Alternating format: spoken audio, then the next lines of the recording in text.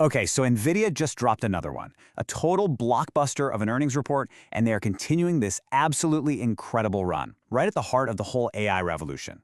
But if you look just beneath the headline numbers, there's this really fascinating story playing out.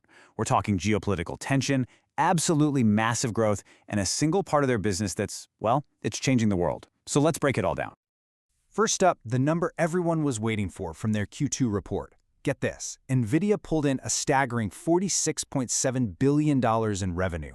That's not just a beat on Wall Street's expectations. That's a massive number by any standard you can think of. But that number, as impressive as it is, kind of hides the real drama here. See, the market's reaction wasn't just a simple round of applause. And to really understand why, we've got to look a little deeper.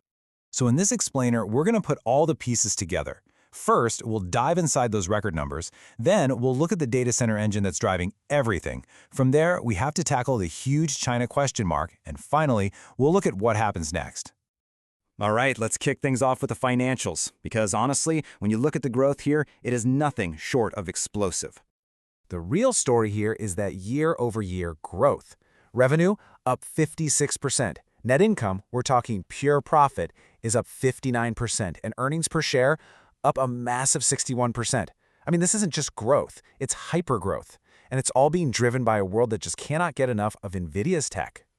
And CEO Jensen Huang, he ties this directly to their new Blackwell platform.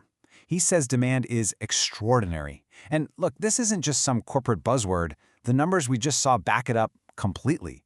Companies are in an arms race for AI dominance. And right now, NVIDIA is pretty much the one selling all the weapons. So where is all this money actually coming from? Well, to understand that, we have to look at the engine inside the company, because it turns out one single division is doing almost all of the heavy lifting.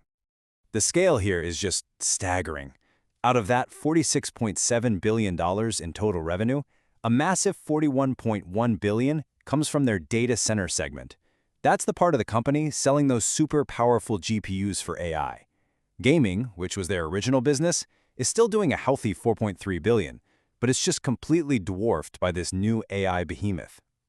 And here's where the tension in this whole report lies. Even with that astronomical number, their data center revenue came in just a tiny bit shy of the $41.29 billion that analysts were expecting. Now, it's a tiny miss on a giant number, right? But in the world of high-stakes tech, that was enough to make investors pause and ask one simple question: why? And the answer to that question isn't about slowing demand, and it's not about new competition. It's about geopolitics. It's about China. I mean, think about it. You've got a company firing on all cylinders, sitting at the absolute center of the biggest tech revolution in a generation. So what in the world could possibly get in the way?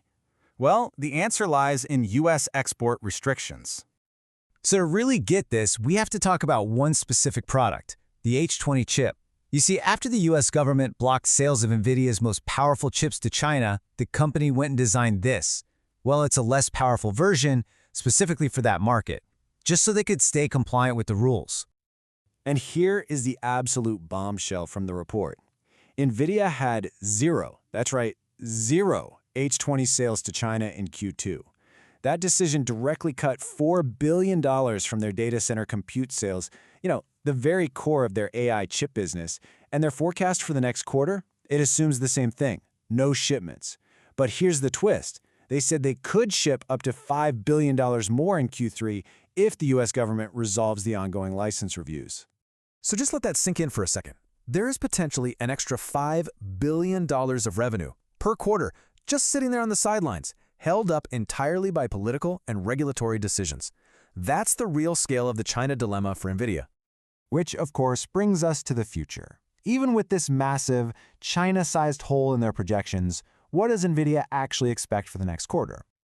Well, the company is guiding for $54 billion in revenue for the third quarter. Yeah, that's even higher than the record-breaking quarter they just had.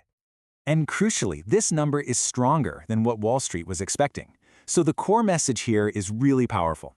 Even without assuming any sales from the massive China market, NVIDIA expects to continue its incredible growth and beat expectations anyway. Oh, and let's not forget, while the data center gets all the headlines, the rest of the company is firing on all cylinders too.